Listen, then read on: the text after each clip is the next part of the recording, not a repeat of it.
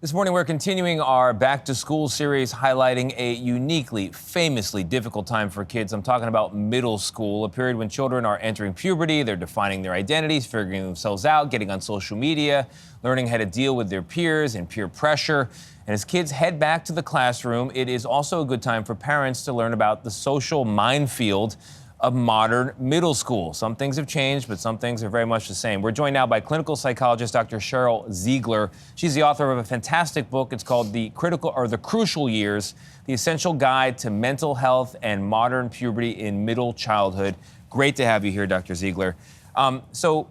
In some ways, middle school is timeless. It doesn't change, but in some ways it's different and the challenges are new. Talk about these new challenges. Talk about challenge. Tony, I know people to this day that can still be reduced to tears because of things that have happened to them. I won't cry, but I remember all the names I was called. You won't cry, but people will cry. It is such it's like this period of time that has an imprint that it leaves on us. Yes. And there's, good reason for that. So the things that stay the same, we all know, right? The kids that are being mean, the kids that are name calling, you're awkward, you're growing, some are not, some are. But one of the things about it is you connect with kids. When you're a kid, you're playing, and that's how you're connecting. Right. When you go to middle school, all of a sudden it's about your identity. And Right. everybody's trying to figure out their identity while they're growing at different rates. Some are putting makeup on, and some want to be older, and some want to be still little kids. And so that mismatch is part of what makes this so incredibly difficult. Isn't bullying at its highest in middle school? Is Yep. there an age range for bullying? Yep, bullying peaks between the ages of 11 and 14. So that's that middle is school. right there in middle school.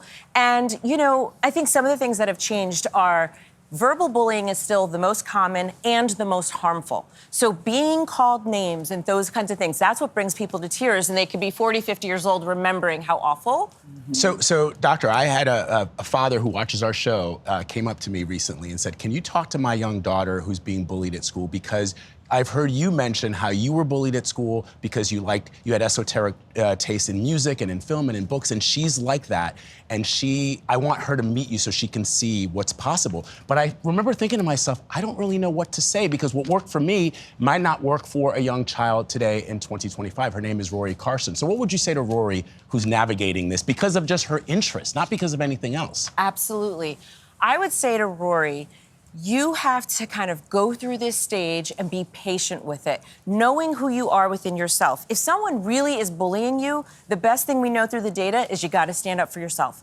And I know that that's scary because they're like, oh my gosh, no, you don't understand my life. Yeah, when you said you have to go through it, I was saying, are you saying they have to accept bullying? Not accept it. They have to go through the process of like, okay, I'm being called names, and I need to figure out who I am. That's the identity. Like, I need to figure out, I like that, but I like this music, right? So she can talk to somebody and go, but they said that music was stupid, but I like it. The going through it is like, and you keep liking it, and you keep showing up and speaking up, or doing something to sort of protect that peace. When she gets to 14 or 15, she's gonna love all those things about herself. But Dr. Ziegler, here's a real life parenting conundrum, and I've had differences of opinion with my wife on this. Is if your kid is name called, do you tell them to turn the other cheek, or do they name call back? Do you get into the mix or not? That's a really good question. Something in the middle. You say back, that's not very nice that you said that about me. I really like my clothes, or I really like that music. I liked that movie, right? And they're like, oh, well, that's too stupid or whatever else. Well, I like it. You say it firm, you say it strong, and you say it to their eye. You don't have to go down to their level and start calling them names. But also when you walk away and things like that, which some kids do,